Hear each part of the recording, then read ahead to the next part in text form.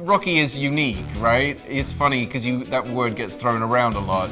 It's the longest running theatrical release in the history of cinema, and I think on April 1st it became 50 years.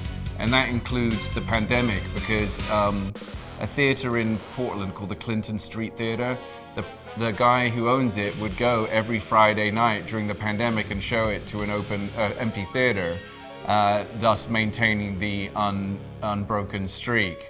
And I think that when I heard that, I was like, okay, this is it's really nice that people love it that much that they're prepared to do things like that. It's the first thing that everyone wants to tell me about. Before they ask me a question or say hello, they're like, I saw Rocky when I had to jump out of my bedroom window, I had my Rocky clothes underneath, I told my parents we were going to my friend's house. It's very similar stories all the way. Yeah, exactly. So yeah, it's just such a pleasure to see the happiness on people's faces. Well, I think at least half of it, in my mind, is the music.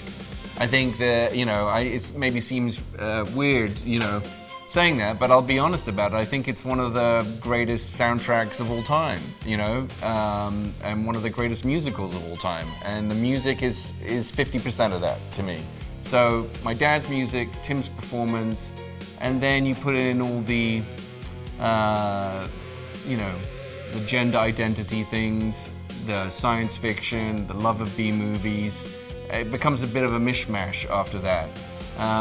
But my dad took the things he loved, rock and roll music, cross-dressing, 50s rock and roll and 50s B-movies, really. So put all the things that he loved into it, and this is what came out. I mean, really, at the end of the day, another thing that's the reason why people gravitate towards it so quickly is because it's based on two, lifelong tropes, right? I mean, it's the story of Adam and Eve, basically, right? Brad and Janet are Adam and Eve, and Frankenfurter's the snake. And it's the story of Mary Shelley and Frankenstein. It's all those kind of things. It really leans into stories that we've already heard and known about. So you're just along for the ride immediately because you feel comfortable with those tropes. It's strange. There was the one time when it wasn't an interview. We just finished we had our world premiere at South by Southwest, and we just had the Q&A on stage. And when it finished, this gentleman came. I was on the stage. This gentleman came up to the front. This older man, and he said, "I just wanted to let you know that my wife and I met at Rocky 32 years ago, and my wife wanted to let you and your dad know that if it wasn't for Rocky, she wouldn't be alive today." And so, that's heavy, right? It's a bit much to take on board. I know it is for my dad, especially. He almost doesn't know what to do with that information. Obviously, he's very happy that Rocky has done that, enabled people to feel like that and help people. But to take on board the depth of it, it becomes a bit too much. You can't sit in it too long because it becomes overwhelming. I mean, the funny thing is that we wanted to put more in, but what you have to look at is the overall pacing and vibe of the movie that you're watching.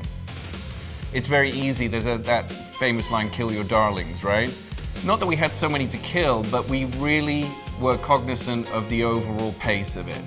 So even though that the shadow cast isn't that heavily featured, there's enough taste here and there to get a sense of it, and we put the lion's share right at the end, so that takes on more importance.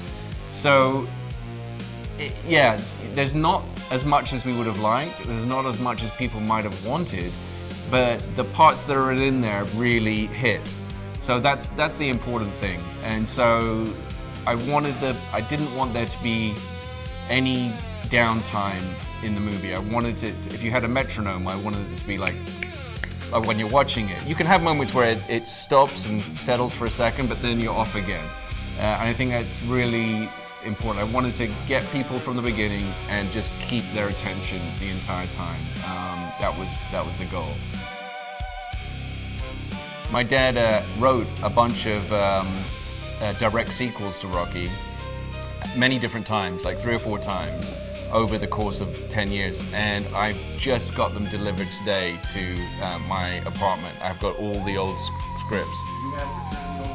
Revenge of the Old Queen, Rocky Horror Shows His Heels, like all of them. So I'm gonna scan them into PDFs and I'm gonna take a look at them because, oh, I want to see that. So I'm gonna look through the old scripts and see what we have.